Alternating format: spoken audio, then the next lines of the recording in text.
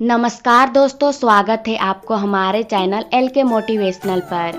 आप सबको धनतेरस की हार्दिक शुभकामनाएं। दिवाली से पहले कार्तिक महीने के कृष्ण पक्ष की त्रयोदशी को धनतेरस का पर्व मनाया जाता है। इस दिन को धन त्रयोदशी या धनवंतरी जयंती भी कहा जाता है। धनतेरस पर महालक्ष्मी और कुबेर देवता की उपासना करने से घर में धन के भंडार कभी खाली नहीं होते। इस साल धनतेरस 29 अक्टूबर 2024 मंगलवार को मनाई जाएगी। इस त्योहार को धन और समृद्धि का कारक माना जाता है। धनतेरस की त्रयोदशी तिथि की शुरुआत 29 अक्टूबर को सुबह 10:03 पर हो जाएगी और इस तिथि का समापन 30 अक्टूबर को दोपहर 1:05 पर होगा। अब बात करते हैं धनतेरस पर। पूजा के मुहूर्त की धनतेरस का पूजन शाम को किया जाएगा। 29 अक्टूबर को शाम 6:31 से लेकर 8:31 तक पूजन किया जा सकता है। यानी धनतेरस पूजा के लिए आपको 1 घंटा 42 मिनट का शुभ मुहूर्त मिलेगा। धनतेरस के दिन भगवान धनवंतरी, माँ लक्ष्मी और कुबेर देवता की पूजा का विधान बताया जाता है। इसके लिए शुभ मुहूर्त में कुबेर देवता और माँ लक्ष्मी की पूजा का प्रारंभ करें और किसी पवित्र जगह पर इनकी तस्वीर या प्रतिमा को रखें। फिर गणेश भगवान की मूर्ति भी पूजा में अवश्य शामिल करें। इसके बाद सभी देवी देवताओं को तिलक लगाएं, उन्हें फूल, फल, मिठाई आदि अर्पित करें और दीप जलाएं। फिर अपनी मनोकामना देवताओं से कहें। धनतेरस के दिन आप लक्ष्मी गणेश जी की मूर्ति खरीद सकते हैं और दिवाली के दिन इनकी पूजा भी कर सकते हैं। इस दिन सोना, चांदी और झाड़ू खरीदना बेहद ही शुभ माना गया है। इसके अलावा धातु के बर्तन खरीदना भी शुभ होता है। विशेष तौर पर चांदी और पीतल को भगवान का प्रमुख धातु माना जाता है। ऐसे में इस दिन आप चांदी या पीतल के बर्तन खरीद सकते हैं। भगवान धनवंतरी समुद्र मंथन के दौरान हाथ में कलश लेकर उत्पन्न हुए थे।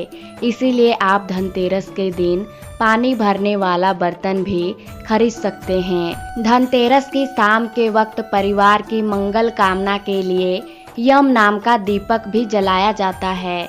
इसके लिए शाम के समय घर के मुख्य द्वार और पूजा स्थल को साफ करके वहां दीपक जलाना चाहिए। एक स्वच्छ थाली में चांदी, सोने या पीतल के बर्तन को रखकर उसमें चावल, हल्दी और धनिया अर्पित करना शुभ माना जाता है।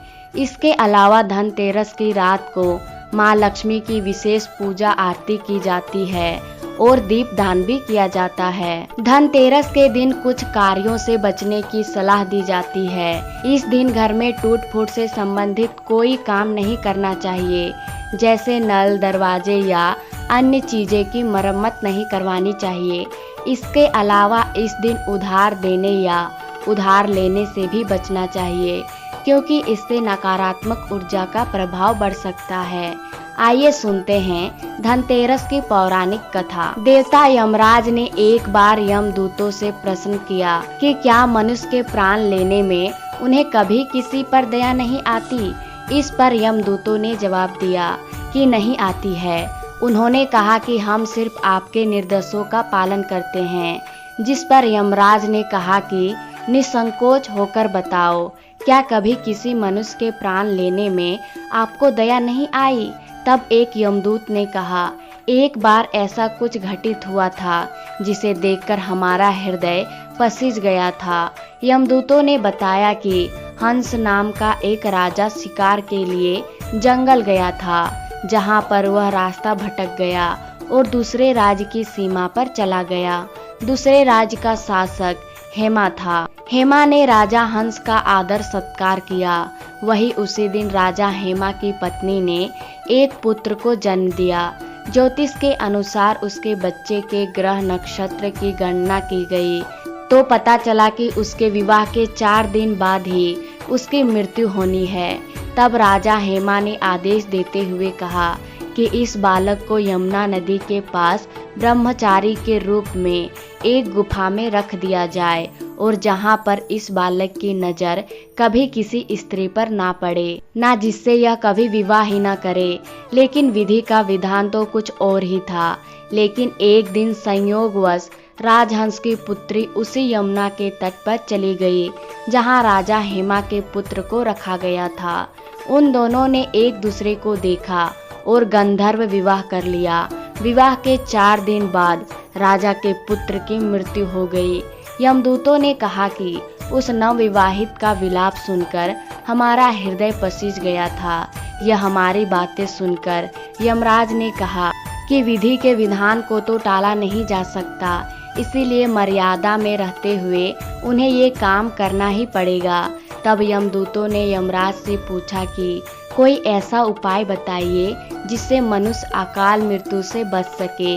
तब मृत्यु के देवता यमराज ने कहा, जो भी व्यक्ति धनतेरस के दिन विधि विधान के साथ पूजा अर्चना करेगा और दीप दान करेगा, उसकी कभी अकाल मृत्यु नहीं होगी। इस घटना के कारण धनतेरस के दिन आरोग्य की प्राप्ति के लिए माँ लक्ष्मी के साथ भगवान धनवंतरी की पूजा की जाने लगी और दीपदान किया जाने लगा। तो आइए जानते हैं कि धनतेरस के दिन कौन सी वस्तुएं खरीदनी चाहिए।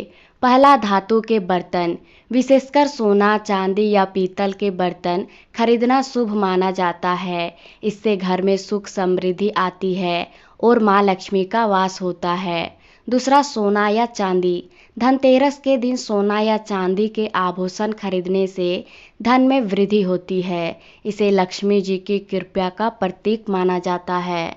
तीसरा, झाड़ू, इस दिन झाड़ू खरीदने से घर की नकारात्मक ऊर्जा दूर होती है और माँ लक्ष्मी का वास होता है। चौथा, धनवंतरी की मूर्ति, भगवान धनवंतरी की प्रतिमा या उनका चित्र खरीदने से स्वास्थ्य लाभ होता है और जीवन में आरोग्यता का संचार होता है।